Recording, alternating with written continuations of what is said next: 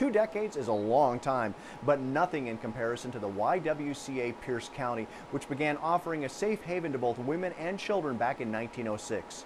It opened its first domestic violence shelter in 1976, but after more than 3 decades in its original location, the YWCA has moved, and the new building offers a few surprises. I didn't know anything about any kind of domestic violence program whatsoever until I went into a restroom and found a business card with YWCA. I gave it a call.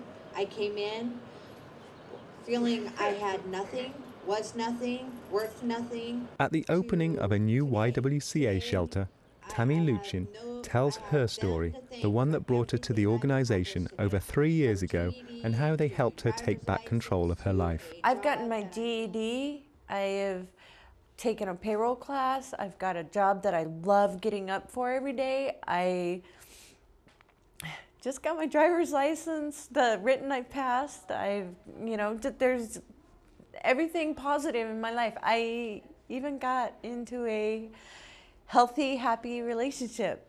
So please, cut our ribbon. Tammy's success led her to being an ideal choice to open the new facility.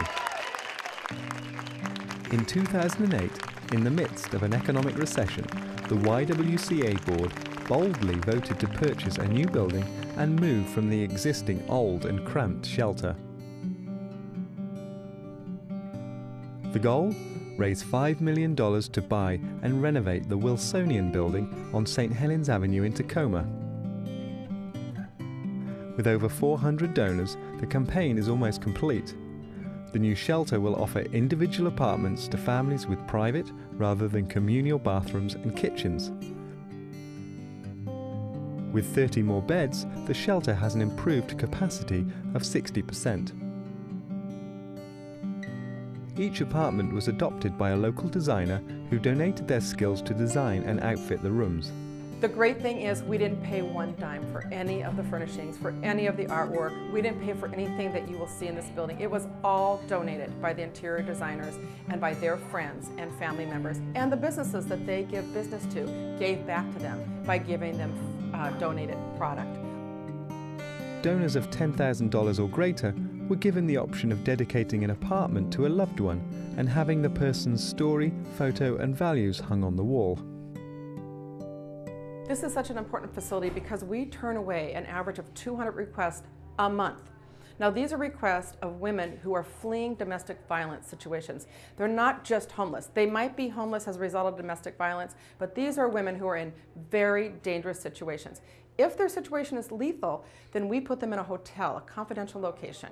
But it's not the same as being in this facility where you have therapeutic counseling, where you have a legal program that will serve you for free, where you have the support of our staff 24/7, and the support of the other women who've gone through the same thing you've gone through. In a resolution, I recently proclaimed October as Domestic Violence Awareness Month, and we all know that domestic violence is everyone's problem. And whilst it is the new facility that is creating a local buzz, it is also the services within that will help serve those fleeing domestic violence. Because in addition to this shelter, which is a 90-day stay, we have a 2-year transitional housing program that we move our clients from shelter into our transitional housing program. We have full-time staff that work with them to get them back on their feet, help them get employed, help with their children being stabilized in a school district, and things like that. But what's really marvelous is we have a legal program with a full-time attorney. We provide child custody cases, divorce cases, support for women so they can keep their homes, and it's all free. And this is for any woman in Pierce County who is in a domestic violence situation, not just women in our shelter. Any women in our community can access our free legal services if they're in a domestic violence situation. The great thing about this shelter is it's going to give us the opportunity to expand our children's program. We have only been able to serve children in our shelter. As soon as the shelter moves, we're going to expand that program. We're going to open it to any child in Pierce County who has been in a violent home, can come through our therapeutic preschool, for instance, and help them heal. The testimony from one individual highlights the success and need that the services of the YWCA offer. It helped me get through everything. It helped my kids get through everything.